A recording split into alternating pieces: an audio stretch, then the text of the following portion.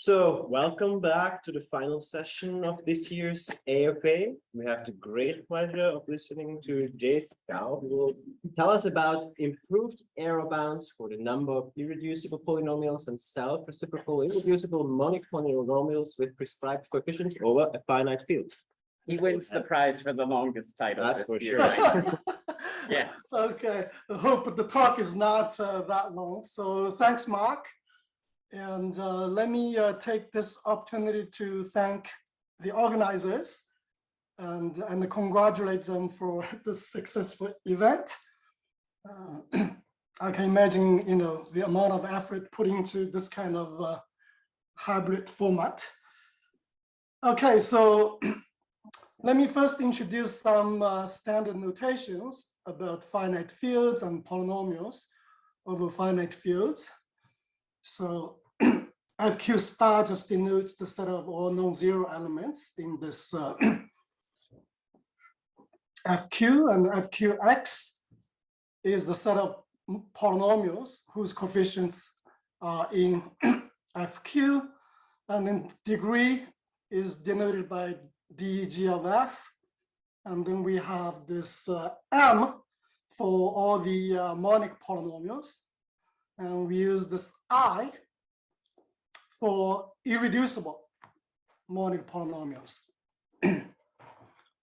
So the problem is about counting polynomials with some prescribed leading and ending coefficients. So this is the standard coefficient extraction notation here.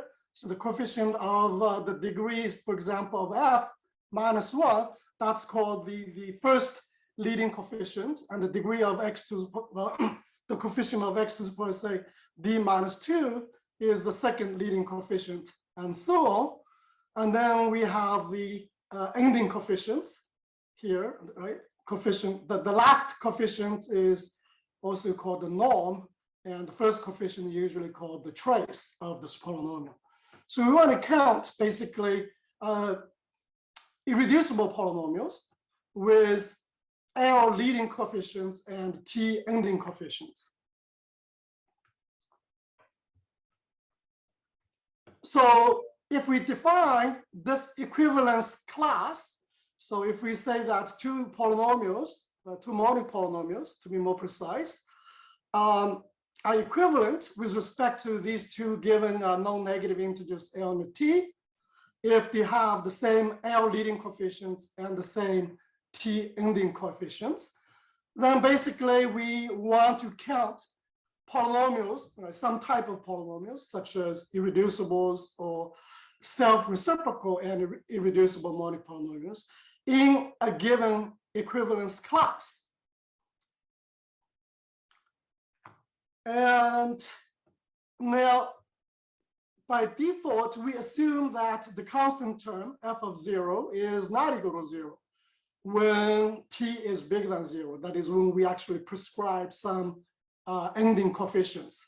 And there's a good reason for that in order to have a group structure. Okay, so the groundwork was done by Hayes in 1965. He developed, a theory of equivalence about this set of equivalence classes. And he showed that this set forms the abelian group under this multiplication. Now, because each equivalence class is just represented by unique monic polynomial of degree L plus T, so it implies that the size of this group, order of this group, is just given by the simple expression. When T is equal to 0, that is, if you only subscribe leading coefficients, L leading coefficients, then of course this size is just Q to the power L. But because we assume that when T is bigger than 0, the constant term cannot be equal to 0, so we only have Q minus 1 choices for the constant term, and that's why we have this expression. Now, regarding counting, the first result is probably by Kalitz back to 1952 for the number of irreducible polynomials of degree n with one leading coefficient prescribed. Okay, so that is the trace. The trace is equal to a, and it gives this simple looking expression when a is not equal to 0. Then when a is equal to 0, it's given by the second expression here. If you add them together, of course, that gives you the total number of irreducible polynomials of degree n. That was first given by Gauss.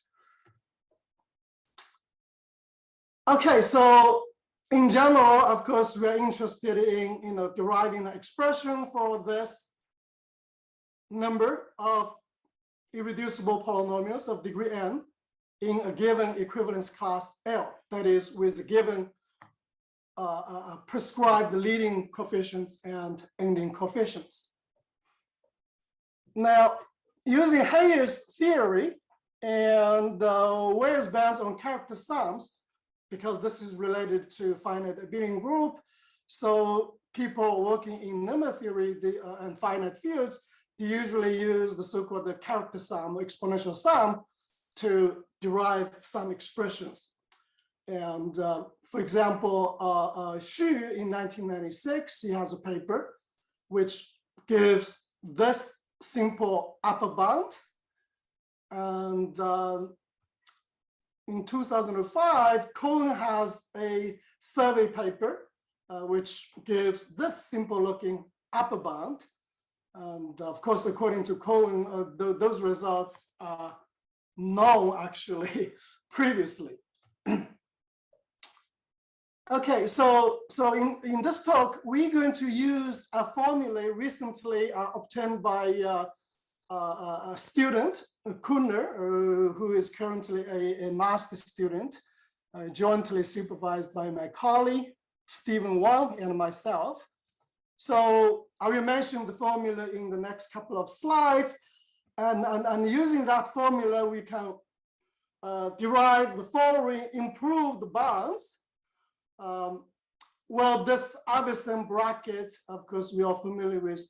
It has value 1 if the property inside is true and 0 otherwise. And D will be given in the next slide, which is just the sum of the degrees of some polynomials. And here, this E, of course, denotes this group, E sub LT. So this cardinality is given by a simple expression in the previous slide. Similarly, we have this lower bounding here. The lower bound is slightly more messy. It involves this arrow function E1 of Qn, which is just this. It's always less than or equal to 0.8. And then actually it goes to 0 at this rate here. Q to the power negative n over 6. And then we have this symbol here. Epsilon is a given equivalence class or an element in that group. So epsilon 1/2, this set is just the set of square roots of epsilon, right? Set of elements, group elements whose square is equal to epsilon. And here we just count how many are there. So let me show you what the D is. It requires a few more notations. So we use omega sub r to denote this rth root of unity, or root of 1, complex number. And now because this group E is finite and abelian, of course, it has a set of generators. So we can pick any set of generators, say C sub j, and then we denote each group element as a product of the powers of those generators. And if R sub j is the order of this generator C sub j, then of course this representation is unique as long as the exponents E sub j is between 1 and R sub j, or between 0 and R sub j minus 1. And so we're going to call the E sub j epsilon, right? This vector sequence as the exponent vector of this group element epsilon. And then, of course, extending the square root notation here, we have this kth root notation, just the set of all group elements delta, whose kth power is equal to epsilon here. And then we need to define this number C of d epsilon, which is the sum over all the modic polynomials of degree d. And then inside is a product of the powers of those roots of unity. And here the powers are given by the exponent vectors of epsilon and the group represented by this polynomial f here. So this is a complicated looking expression. They are, of course, closely related to the characters of those group elements, if you're familiar with the character literature. And now the polynomial P of Z with respect to a given group element epsilon is defined as this polynomial with constant term 1. And the degree is at most L plus T minus 1. And therefore, if we look at this definition of capital D, which is simply the sum of the degrees of all those polynomials over non-trivial group element delta. Delta is not the identity element, well, the element represented by 1. So because each term, the degree is at most L plus T minus 1, so we simply have this times the number of group elements minus 1. Now, if you substitute this inequality for D into the previous bound in here and here, then of course we derive the previously known bounds immediately and improve those slightly. Okay, so now let me just state the formula, which already appeared in the, this paper already appeared last year. And so this number of irreducible Monic polynomials of degree n in this given equivalence class epsilon is given by this expression. This is sort of a Mobius inversion type of formula, where capital F is given by this expression in terms of this polynomial here, P of Z delta, right, defined in the previous slide, multiplied by n. And now, of course, this F actually has a combinatorial interpretation, but I'm not going to get into that. And now, of course, if you factor this polynomial P into linear factors and expand the log and extracting the coefficient and multiply by n, this is simply the negative of the powers of you know, nth powers of the reciprocal of all the roots. And so it's, oops, sorry. It's known that, sorry.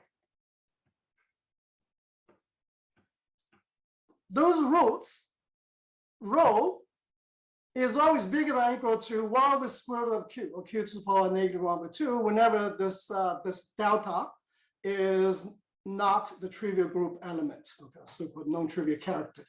Okay, that follows from the famous Wales bound or Wales theory. And so if you substitute into the sum here and take the absolute value, you immediately get this, right? This is the main term, and here the arrow term is bounded basically by q to the power n over 2. The main term is of the order of q to the power n divided by the size of the group epsilon. Okay, so now let me talk about self-reciprocal Monic irreducible polynomials. Now, the reciprocal of a polynomial, of course, is defined by this, which is obtained by simply reversing the sequence of coefficients. And so if f star is equal to f, then f is called the self-reciprocal or palindromic because its coefficients, the sequence of its coefficients is palindromic. And now if we use capital S to denote the set of self-reciprocal irreducible polynomials, then people are interested in counting this, right? The number of self-reciprocal irreducible monic polynomials of degree n in a given equivalence class, that is within with a given set of prescribed leading coefficients. Now here we use S sub n to denote the number of such polynomials of degree 2n, even degree. A reason for that is it's trivial that the only self-reciprocal irreducible polynomial of odd degree is x plus 1. So that's trivial. Okay, there's no other. So we can just focus on even degrees for self-reciprocal irreducible polynomials. And the first counting result, as far as I know, again, is by Kalitz back to 1967. He obtained this simple looking expression.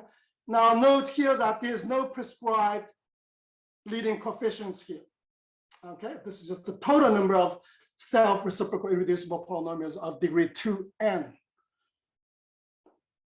So this is a simple looking expression.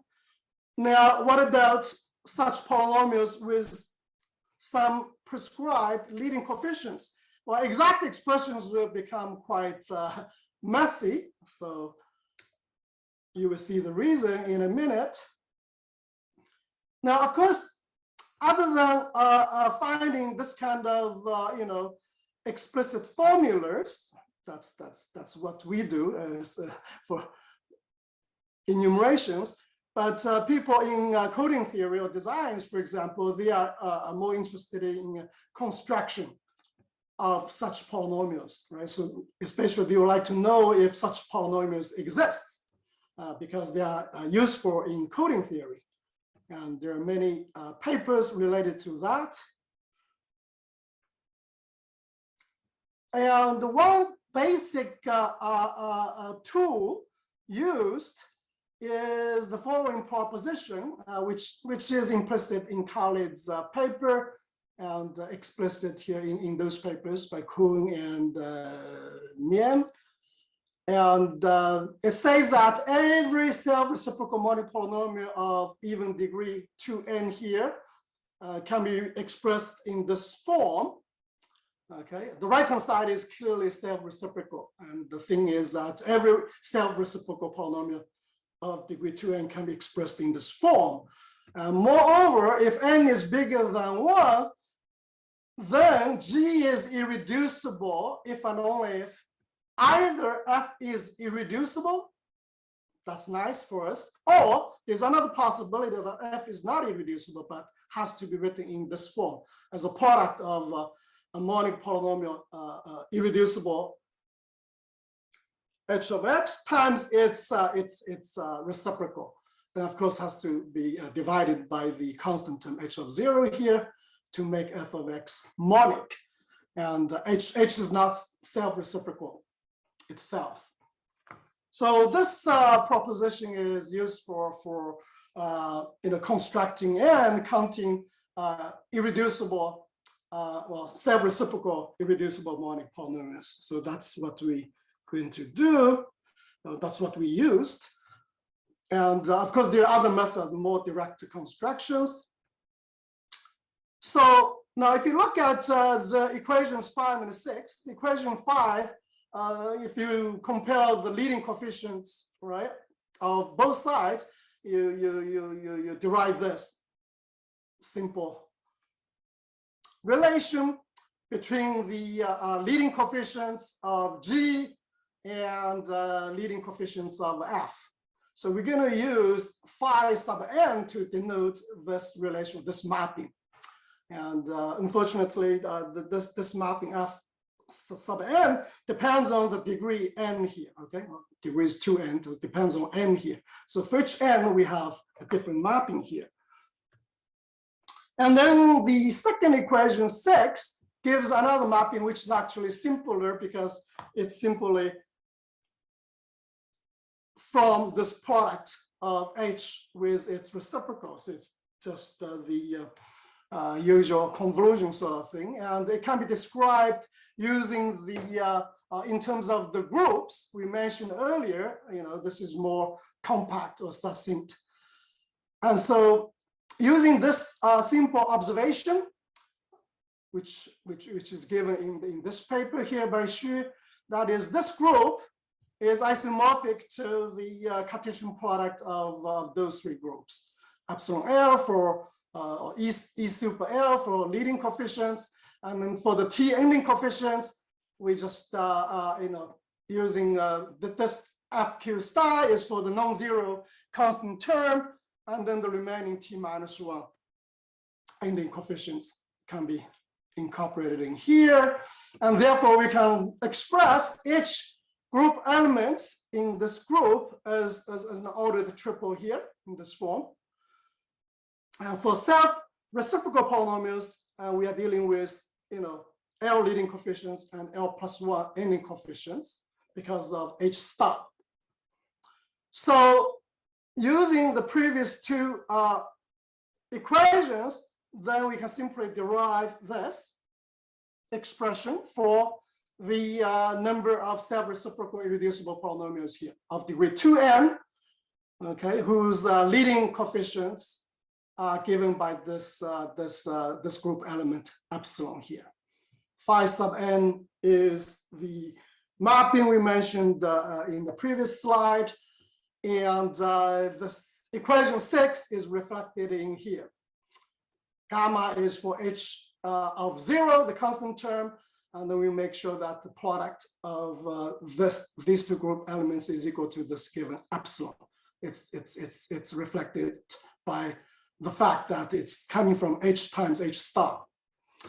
And then we have this coming from the second equation 6.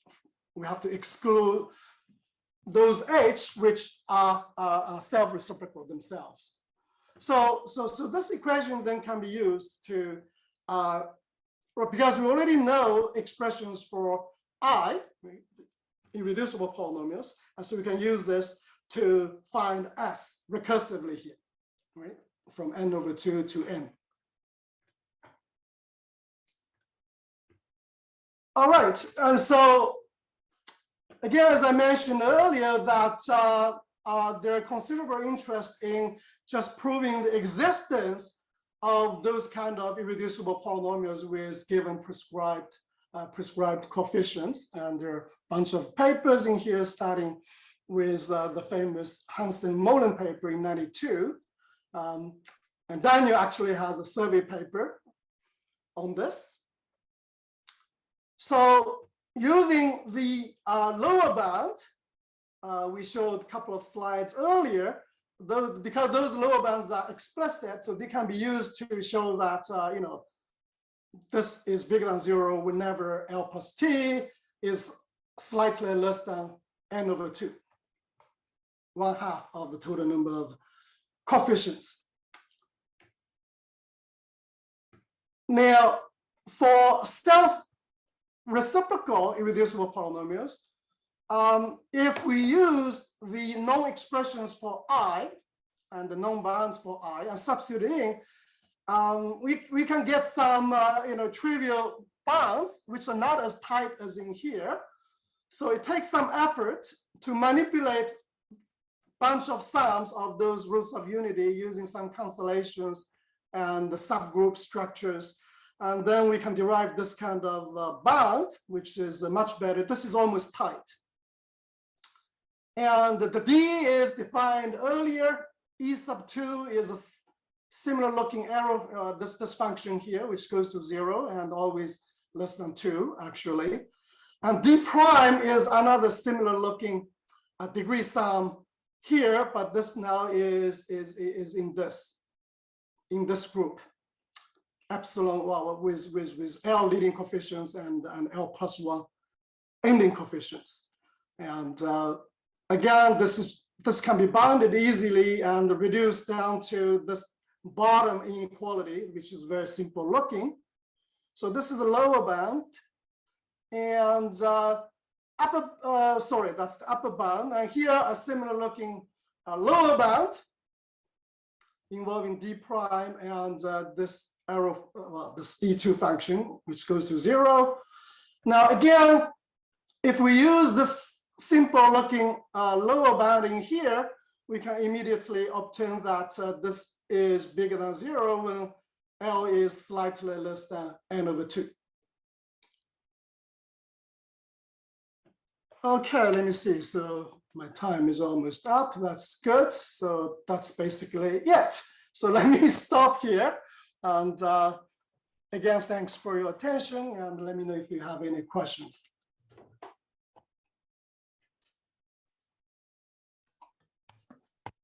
Thank you very much. Are there any questions? There's one in the room. Oh, here you go. So just turn it on. It should turn green. There's a question in the room, Jason, just a second. All right. At the end, you mentioned that you've shown that if you prescribe almost half of the coefficients, then you can always get an irreducible polynomial. I'm so sorry. It's difficult to hear clearly your question. Could someone please? Yeah. Okay.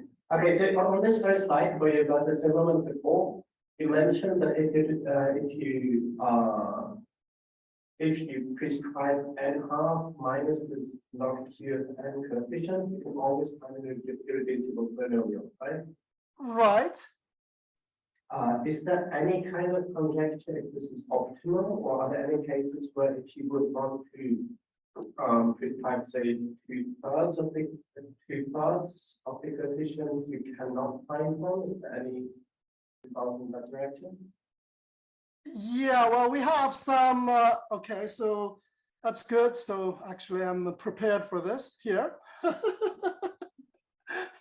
So this, the bound, the both upper and lower bound are basically optimal. So you cannot pass that in general, right, for all given equivalence class or prescribed leading and or ending coefficients. But for some special epsilon, you may be able to improve it. And actually, the degree sum for D, right, in my abstract, actually, there is a conjectured formula over there, right? There's a pattern, and this actually turns out to be true. That you know, there's actually an explicit expression for the number of polynomials P. Whose degree is equal to n. So the formula for D and D prime, the sum of the degrees actually is known in the case of this group, right? Just for prescribed leading coefficients, and this is known in some literature, you know, in number theory. So it's buried, and my student, our student. Simon Kuhner, he actually found that. So the bound is basically optimal. Okay, thank you. Thank you. Is there another question, maybe online or in the room? Let's wait a tiny bit. Sometimes take some time. No raised hands. Very good. So let's thank the speaker again for this nice talk.